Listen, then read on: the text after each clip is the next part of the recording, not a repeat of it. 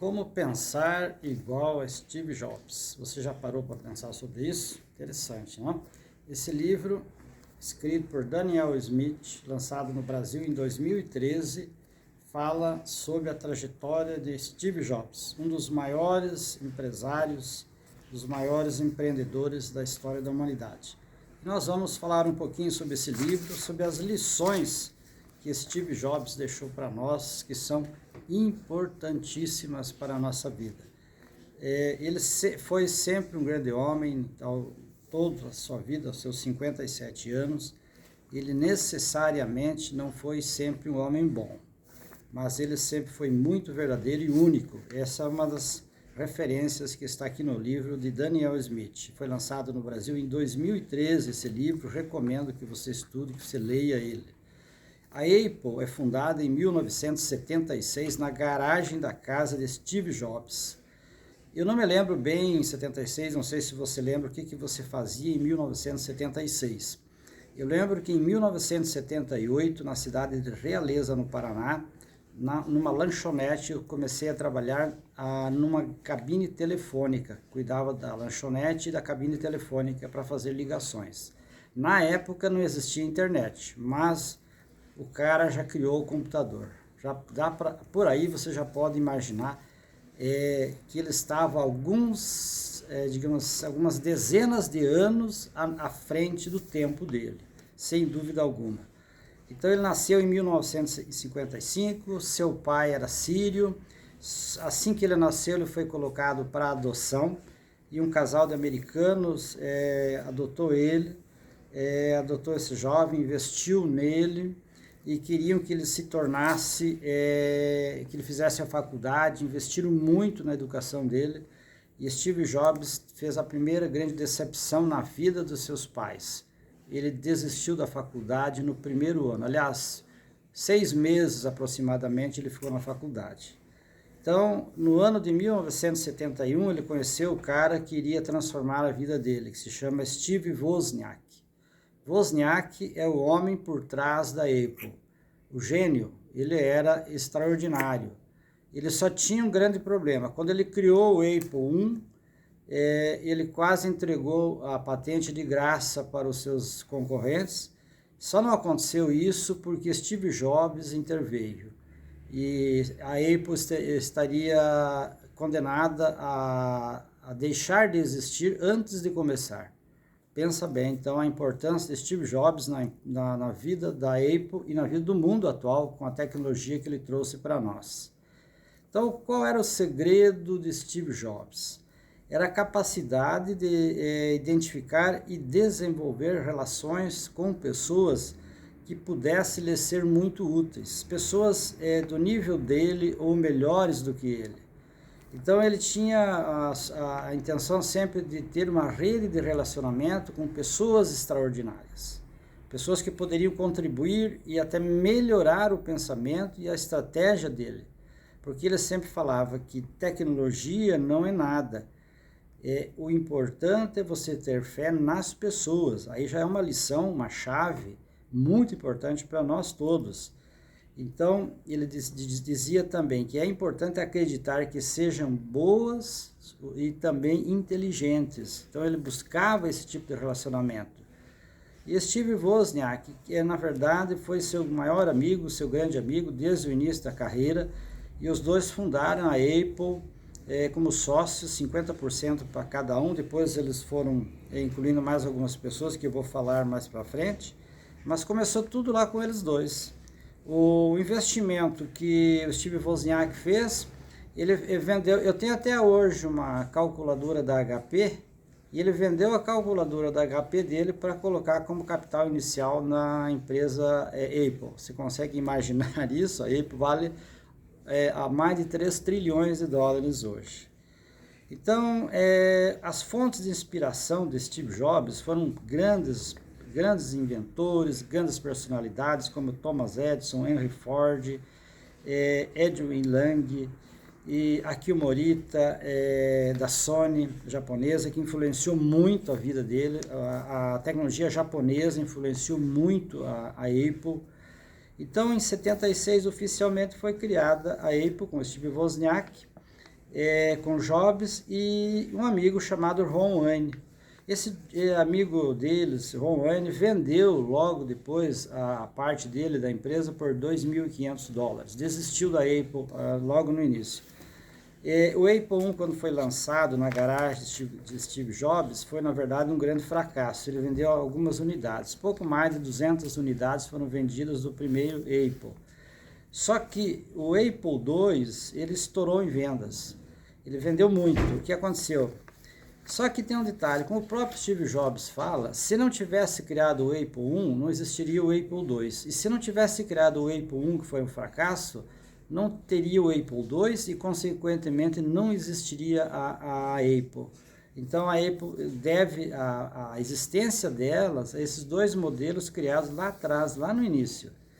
Então, Jobs sabia que ele tinha na mão excelentes produtos. O que ele poderia, o que ele deveria fazer é uma estratégia de negociação, negociar esses produtos. E ele sabia, ele tinha habilidade de marketing, a persistência, e tinha todo o interesse por trás dos meios de comunicação também. Então ele era um homem extraordinário, ele sabia como ninguém a negociar esses produtos que eram criados por seu amigo Steve Wozniak.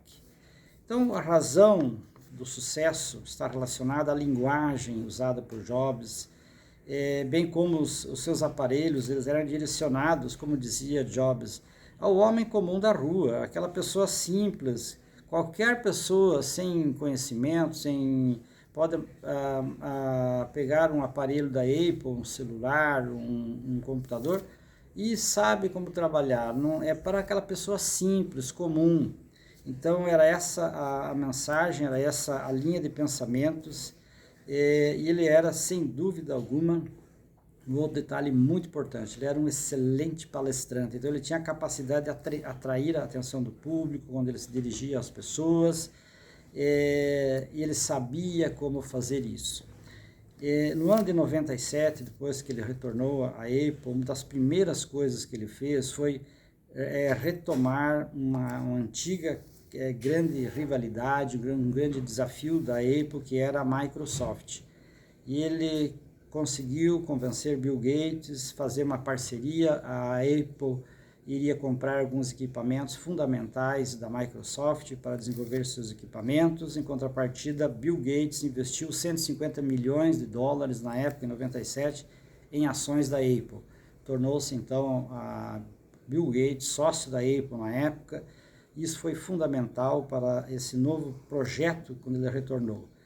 Então, quando ele saiu, quando foi convidado a se retirar lá pelos anos 80 da Apple, da direção da Apple, ele fundou uma outra empresa e comprou também a Pixar, que era do cineasta George Lucas.